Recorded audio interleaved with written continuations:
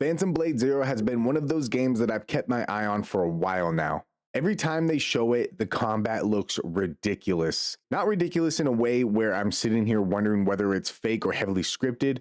I mean ridiculous because of how fast everything moves, how clean the animations are, and how much these fights actually look like scenes straight out of a martial arts movie. And now that we've gotten a much longer look at the game, I think we've seen enough to understand that this is just what Phantom Blade Zero is trying to be. It's fast, aggressive, and extremely stylish. And with the game getting closer to release, I wanted to finally sit down and talk about why this combat has gotten my attention as much as it has. Phantom is movement, swift, elusive, striking from where none expect. The first thing that catches your eye with Phantom Blade Zero is obviously the speed. These fights move fast. You've got attacks coming from every direction.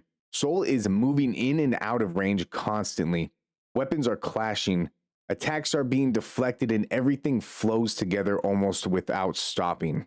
And somehow it doesn't look messy. That's probably the biggest compliment I can give it. There are games that try to make combat really fast, but once everything starts happening at the same time, it can become hard to even tell what you're looking at.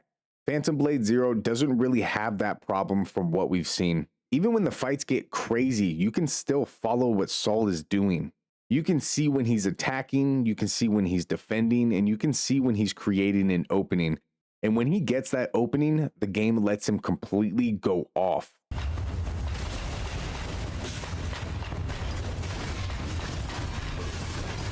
That back and forth is what gives these fights so much personality. And it doesn't just look like two characters standing in front of each other trading attacks. There's movement to everything. 1 second you're defending yourself, the next second you're pushing forward, and then suddenly the entire fight shifts in your favor. That's the type of combat I truly do enjoy. I don't want to just stand there waiting for an enemy to finish attacking so I can get one hit and back away. I want to feel like I'm actually involved in the fight. And everything they've shown from Phantom Blade Zero looks like it wants you involved constantly. One of the coolest things about the combat is how choreographed it looks without making the player feel like they're just watching animations happen. That balance can be difficult. A lot of games can give you these beautiful cinematic attacks, but sometimes they're basically just finishers. You press a button, the game takes over a few seconds, and then you're back in control. Phantom Blade Zero seems to blend that presentation directly into regular fighting. The drunken sword style builds drunken energy, enhancing Soul's evasiveness while swaying and staggering with every strike. You'll see Soul block an attack, immediately respawn, transition into another move, switching his positioning, and then continue the fight. And visually, it looks like somebody planned out the entire sequence ahead of time, but that's happening during gameplay.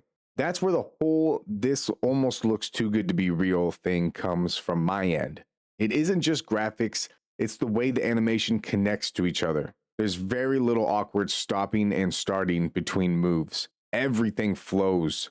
And when you start combining that with the different weapons, it gets even crazier. Phantom Blade Zero is going to have more than 30 main weapons, along with 25 secondary weapons called Phantom Edges. And I know hearing a number like that can sometimes sound like marketing. More weapons doesn't automatically mean better game. What matters is whether those weapons actually change the way you play. From everything they've shown so far, it looks like they do. Soul wields a massive arsenal of 30 primary weapons alongside 25 secondary weapons known as Phantom Edges. Mastery goes far deeper than basic attributes. You can immediately see differences in speed, in range, different animations, and different ways of approaching an enemy. Some weapons are clearly built around getting right into somebody's face, while others give you more room to work with. And then you've got the Phantom Edges adding even more options on top of that. That's where I think the replayability of this combat could really come from. If I finish the game using one particular setup, I want to be able to come back and build Soul completely differently. I don't want every weapon to basically feel like the same moveset with a different skin. If each setup can actually change the rhythm of a fight, then having that many weapons starts to matter. The developers have also confirmed that you'll be able to upgrade weapons, pair them with different accessories, and even forge upgraded gears so you can get those materials back and put them into something else. I really like that because I'm somebody who will absolutely spend resources upgrading something, use it for an hour, and then find another weapon that I like more. Being able to change direction without feeling like you just wasted everything makes experimenting a lot easier. Something else I like is that the game doesn't seem interested in telling everybody that there's one correct way to play. You've got options for fighting at range, you've got different weapons, can use summons, you can build around different accessories, and you can expand your arsenal by defeating certain enemies. So even though every trailer has this very recognizable Phantom Blade Zero style to it, it's the actual combat underneath that looks pretty flexible. That matters because when a game is this focused on combat, you want to be able to find something that fits how you play. And maybe you want to be extremely aggressive and somebody else wants to slow things down a little bit. Maybe you find one weapon that clicks with you and you use it for half the game. That freedom is what can keep a combat system interesting past the first few hours. And I think that's also why some of the gameplay we've seen looks so different from fight to fight. The game gives Soul a lot of tools. And then you've got the martial arts side of all of this. Phantom Blade Zero describes itself as a dark wuxia action game, and you can see that influence everywhere. The exaggerated movement, speed, characters almost gliding around each other during fights. The game honestly kind of reminds me a little bit of Demon Slayer. The weapon choreography, the way attacks and counters connect, it isn't trying to recreate realistic sword fighting. It's trying to recreate the feeling of watching an incredible martial arts movie and then letting you control it. Hello everyone, I'm Donnie Yen, creative consultant for Phantom Blade Zero, and the actor behind Mo Yuan, a formidable martial arts master. And knowing that Donnie Yen has actually been involved as a creative consultant makes a lot of sense when you look at the game this way. He's been working with the team on the kung fu side of the combat, and he's also performing as Mo Yen through facial and motion capture. That's not just throwing a famous martial artist into marketing. You can see what they're going for. They want these fights to have that movie-like choreography while still feeling like an action game. And from everything they've shown so far, they've absolutely nailed the visual side of that. Now, real quick, if this is your first time finding the channel, I normally cover a lot of single-player games, especially Marvel's Wolverine right now, but Phantom Blade Zero is one of those games I've really started paying attention to, so I really wanted to get some coverage of it on here. If you're enjoying this kind of stuff, feel free to subscribe, and if you want to support a little bit further, there are options for channel memberships. Absolutely appreciate you guys' time and your support.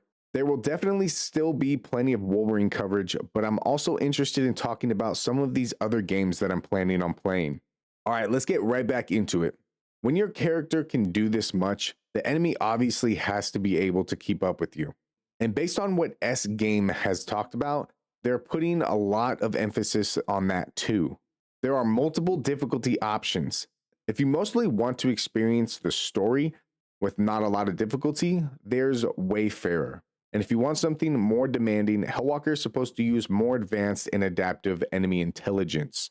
And then there's a 66 days mode, which sounds like it's aimed at people who really want the game to push back. And in this game mode, you basically have 66 lives throughout the entire story.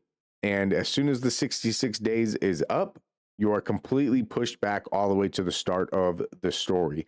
Sounds like a lot of fun, and I believe this is also tied to New Game Plus only mode. I like that approach a lot more than just giving enemies more health and calling it a harder difficulty. If I turn up the difficulty, I want enemies to actually fight differently. I want them to respond to what I'm doing. I want them to punish bad habits.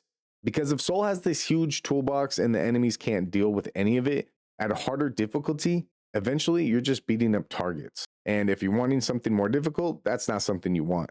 The bosses we've seen already look like they're built around forcing you to use the combat system properly. And those are probably the fights I'm looking forward to the most.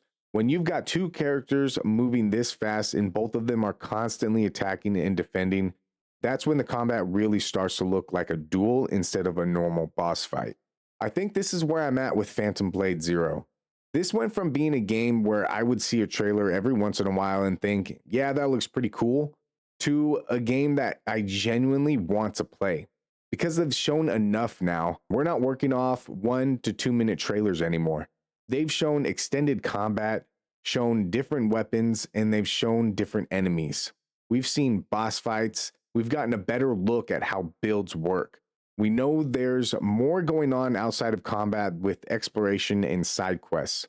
They've described the game as not a linear game and not an open world game, but somewhere in between.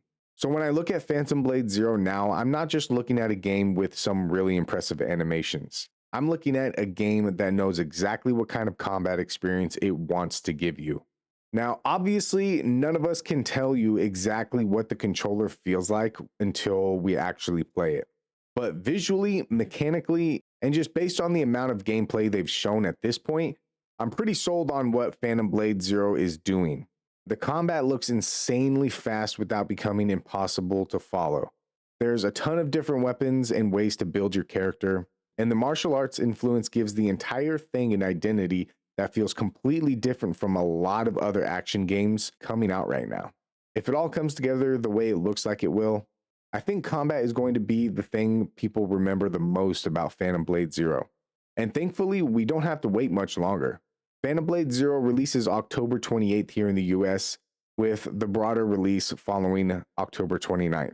But let me know what you guys think. Are you already sold on Phantom Blade Zero? And if you are, what is it about the combat that has you the most excited?